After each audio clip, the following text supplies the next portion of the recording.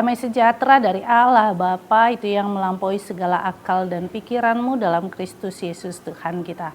Amin.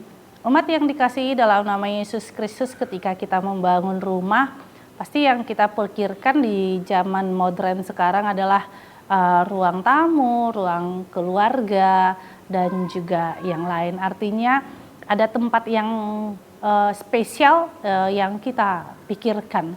Nah, bagaimana dengan rumah kita buat spesial tempat untuk Allah. Firman Tuhan hari ini mengatakan kepada kita dalam kitab Kejadian 35 ayat 3, marilah kita bersiap dan pergi ke Betel, aku akan membuat mezbah di situ bagi Allah yang telah menjawab aku pada masa kesesakanku dan yang telah menyertai aku di jalan yang kutempuh.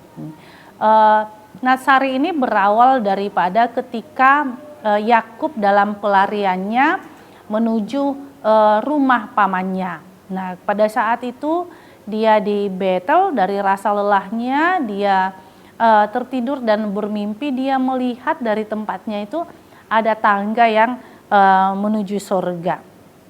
Nah, dia kembali lagi ke tempat itu, ke tempat di mana dia melihat Allah, dan nantinya dia akan bertemu dengan malaikat, dia akan diberkati oleh malaikat. Nah, untuk kedua kalinya Yakub datang ke Betel. Di Betel, apa yang dilakukan oleh Yakub? Dia membuat mezbah. Mezbah itu adalah tempat untuk berdoa, tempat untuk pembakaran persembahan, tempat untuk bersekutu di dalam Tuhan. Nah, ketika Yakub membuat satu tempat untuk bersama dengan Tuhan, apakah kita harus pergi ke sebuah daerah yang tersembunyi untuk tempat Tuhan? Tidak.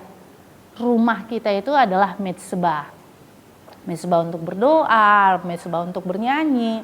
Di rumah kita itulah kita berikan ruang untuk Allah sendiri. Oleh karena itu ketika kita mau menerima Allah sebagai rumah kita, dipakai oleh Allah, sebenarnya contoh kecilnya ketika suara dari Allah di dalam tata ibadah HKBP, yaitu titing. Titing itu adalah bagian daripada Allah dan suara Allah. Nah, di dalam titing itu dikatakan ada pertanyaan. Nah, itu panggilan Allah. Itu Allah mau katakan, maukah rumahmu sebagai tempat kediamanku? Oleh karena itu, jangan hanya melihat merepotkan, tetapi kita mau menjamu firman Tuhan, kita mau bersama-sama berdoa dengan firman Tuhan, itu sebenarnya dasar daripada pertanyaan itu. Sehingga tentu itu hanya sekali setahun saja kalau kita mau, tetapi Tuhan mau katakan jadikan rumahmu sebagai mezbah. Nah, mezbah yang paling bagus adalah diri kita sebagai mezbah doa kepada Allah. Karena itu ketika kita menjadi diri kita mezbah doa, kita dikuduskan oleh Allah, kita dikuatkan oleh Allah. Sehingga apa? Di dalam mezbah itu kita akan merasakan bagaimana Allah menjawab kita, Allah menyertai kita dari setiap apa? Dari setiap kesesakan, dari setiap jalan yang kita tempuh.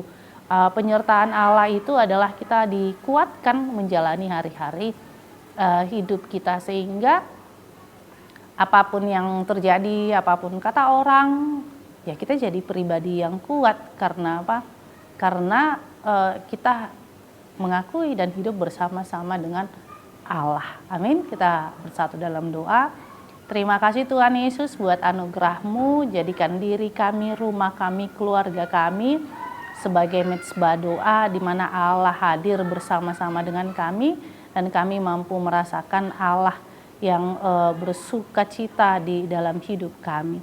Tuhan Yesus, inilah doa kami, dalam nama Yesus Kristus kami berdoa padamu. Amin. Anugerah Tuhan kita Yesus Kristus dan kasih Allah dan persekutuan Roh Kudus itulah yang menyertai kita. Amin.